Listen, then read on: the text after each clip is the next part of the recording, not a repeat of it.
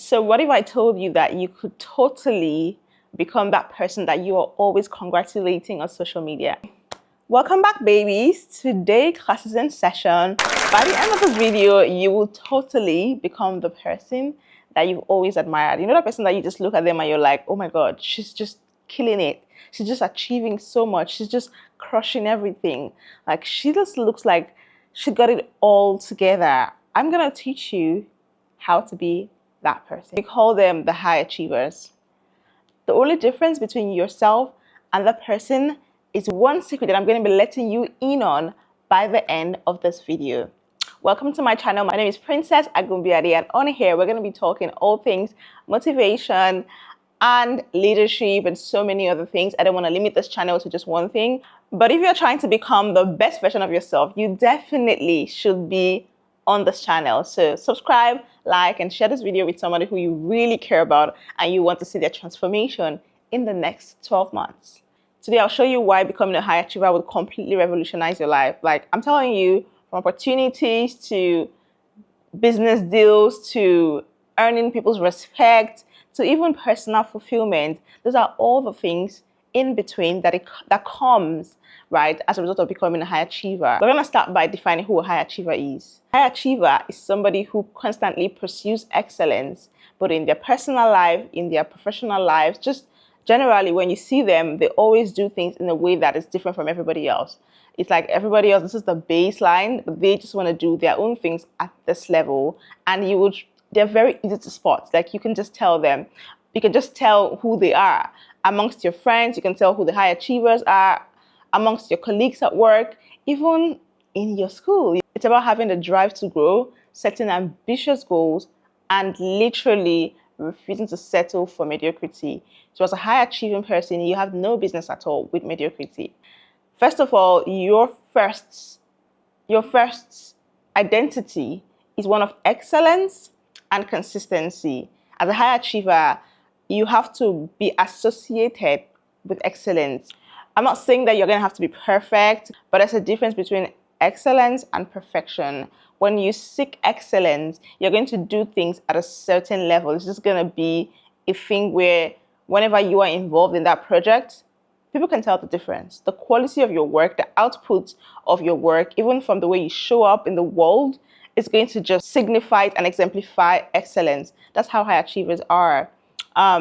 Also, they're very consistent when they start. Like, they don't have a high achieving aura in one part of their life, and then the other part of their life, they go ahead and they have a low achieving aura. It's a consistent energy, okay? Also, the high achievers are always in pursuit of greatness. Literally, they're always striving for more than what's expected of them. If the baseline of everything else in the world is 5, they want a baseline of 9. They set their own baseline. They don't determine their peak by what was set by societal standards. They determine their peak by their own personal, intrinsic values, right? Also, being a high achiever is not just about working hard. It's about having the right mindset and the right habits. The mindset that you're not exempted from achieving great things. You have to have the mindset of knowing that, okay, I'm qualified to be a high achiever. I'm qualified to excel, to succeed, to be great, right? You have to have a mindset that includes you in greatness. And that's very important. And then also you have to then form the habits that's going to help you to be able to achieve this greatness. So these two things work hand in hand for any intending or already existing high achiever. I'm going to talk about the specific traits of high achievers and the things that they do that just makes you know that this person is a high achiever. The first trait of high achievers is curiosity. Curiosity is the seed upon which every idea on earth has been birthed. Every idea, either excellent or otherwise, was birthed from curiosity. You have to first of all be curious to be able to even see problems, not as problems, but as solutions waiting to happen. That's the mindset of a high achiever. They're not seeing them like, oh, this place is dirty. They're seeing that and saying, okay, this place needs someone to clean it. So they start to see themselves, right, as solutions to problems, right? But that all starts with curiosity. You're questioning the purpose of your existence. Why am I here? What problems have I been called to solve here on earth? Your mind is constantly seeking for opportunities. You're not just existing, you are intentionally trying to add value to the ecosystem that you find yourself. That's the world. But that's the first thing. It's literally having a growth mindset, right? But it literally stems from curiosity, because curiosity is actually where growth happens. You know, when you're curious, you seek more information, you seek more knowledge, and that helps you grow. The second trait of high achievers is discipline. You know how everybody else on earth is focusing on motivation, which is not a bad thing. You know, people like to be motivated. Majority of people in the world actually rely on motivation. But you see, high achievers, they don't. They rely on discipline. The difference between motivation and discipline is that motivation fades, and success doesn't come from doing what you feel like doing. It comes from doing what needs to be done, what has to be done. So basically, planning, deliberate routines, deliberate action, these are all subsets of discipline, right? Creating a routine and sticking to the routine is something that high achievers really have learned how to do. Right. Number 3 is resilience. Resilience is a word that people have used a lot of times, and it just sounds like one fancy buzzword. But when we try to dig deep into it, it's really being able to bounce back after you have faced significant challenges. I would dare and say after you have failed. And that's the thing about high achievers. They are willing to fail. They understand that failing is part of the process. They are ready to fail their way to success because they know that they have resilience to bounce back even after the failure. You see, failure is such an important ingredient, an important recipe to success, because it gives you experience. It teaches you how not to do that thing. And I'm going to give you a very little description. If you're trying to find your way to the market, and there are 4 paths to get to the market, but you don't know which one is the right path to the market, and you haven't been told which is the right path. One person is going to be overthinking, trying to overanalyze it. What could be the right path to the market? If I take here, if I take it, join the course X, doing all of them, doing so much. The second person is just taking the first path, just jumping on the road and taking one path to the market. When they get to the end of the road, they can see that, okay, yes, this is not leading to the market. They're going to rush back, get on the next road, rush back, get on the next road. But you see, they failed twice, right? Because they took 2 roads that didn't lead to the market. But the difference between them and what could possibly be the right road to the market is that this person has already failed twice. And that means that they now have 1/2 chance of succeeding. However, the other person who has not made any move at all now still has 1/4 chance of succeeding. So this person has used failure to increase their chances at success. And that's something that high achievers have learned and mastered so well. They have mastered how to use failure to increase their chances of success. That's why you have to be ready and willing to fail fast. The faster you fail, the faster you actually give yourself a chance to succeed. Right. So that was number 3, resilience. Now, number 4 is self-belief. High achievers have a high, strong level of self-belief. They believe so much in themselves. And you might say, but I'm just not burned with that confidence. I just don't have it. I'm not a confident person naturally. And you may be right, or maybe not. I'm going to let you in on a little secret. Confidence is built over time. And confidence is built by doing. If you win, if you succeed at something once, your confidence will be boosted. You feel like, oh my God, I'm so good at this thing. Wow. Oh my God. That is making you confident. That's improving your confidence. But you see, the thing with people is that they're not willing to try to see if they're going to even win or not, or lose. They're so scared of the idea of not winning that they just don't try to start at all. Now, when you don't try at all, your chances of ever winning are zero. And so, how would you build the confidence to say, okay, yes, I think I'm good at this thing? So you have to be willing to give yourself opportunities to win by eliminating the fear of failing. With each win that you accumulate, with each time that you try, your self-trust, the trust that you have in yourself increases, and that reinforces on your self-confidence. So number four thing that high achievers have is a high sense of self-belief. And this thing really does come from, honestly, trying, doing. Period. From doing. Right. So another trait of is that they're willing to try. They try so many things. They do so many things. And it's like they don't exclude themselves. They view themselves as leaders. So when in a group task, automatic reaction will be wait for somebody else to get on it, start doing it, basically I'm busy or I'm shy or something, there's just always an excuse in your head why you wouldn't take the reins and just, start getting things moving. But you see the high achiever in that group will be the one who's going to be like, okay, yeah, guys, we're going to do it like this. We're going to handle it like this. We're going to get this done. They basically just jump in and they just make things happen. And you see, this kind of attitude is what puts them in the front because they don't even know it all. They don't even know everything about that project. They don't even know all the answers to that group work, but they are willing to put themselves right in the front. And when you're in the front, you are getting firsthand experience. You are learning. Again, like it still kind of falls back to being willing to fail. They're willing to pay the cost of entry, which is embarrassment. They're willing to not know it. And I'm going to be honest with you, a lot of times that I've been in that kind of settings, because I've been at fellowships, international, local, and several kind of, group settings like that. And I would always find myself leading on the projects.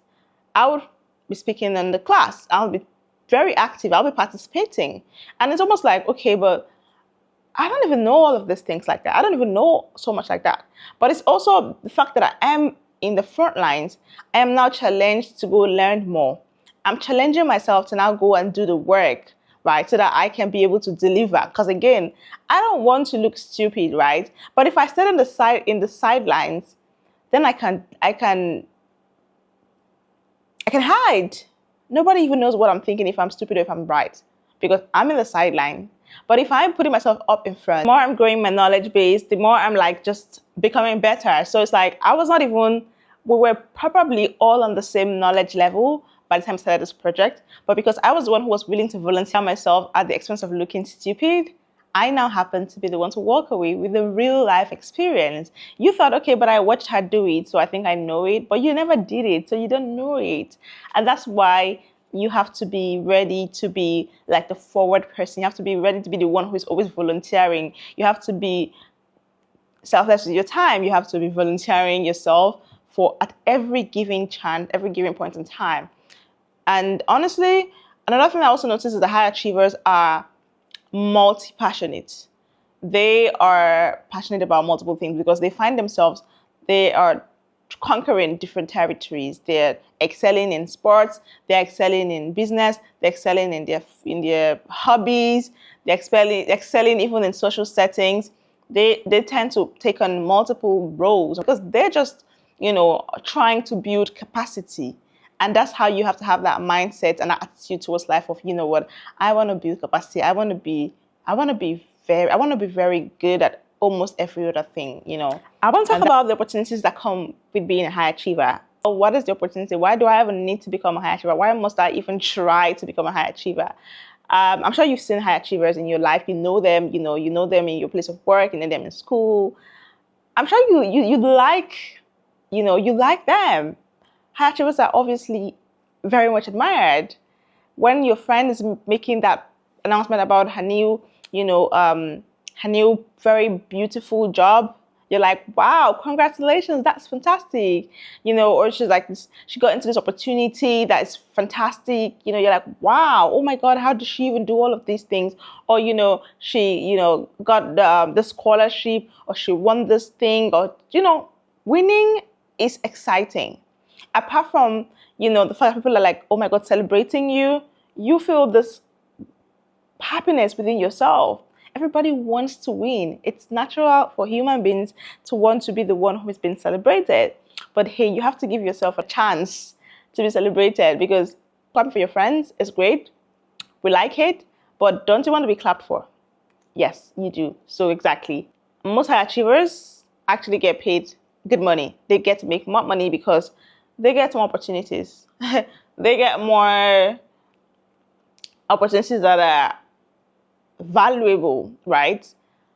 They have value, so people are willing to pay them for the value that they have.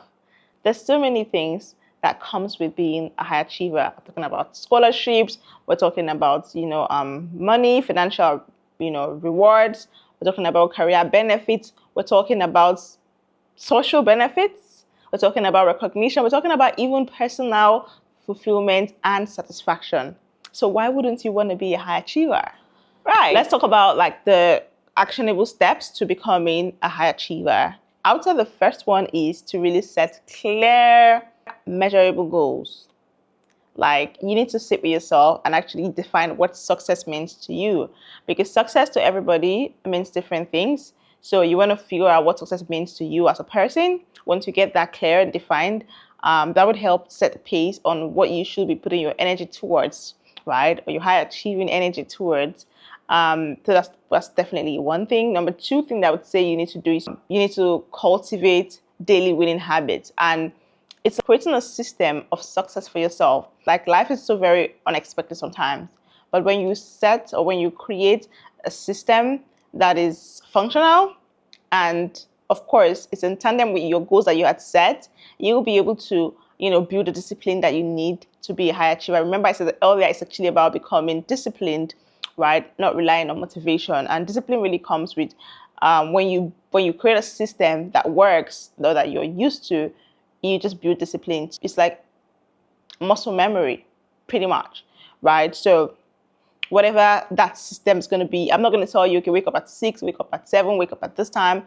I wouldn't really say that. Personally, I like to wake up really early because it helps me start my day early. But again, like I said, you have to define what success means to you and then create a system that works. But three things that you need to do is to manage your energy, not just your time. Yes, we talk about time management is very important in all aspects of life, but what about energy management?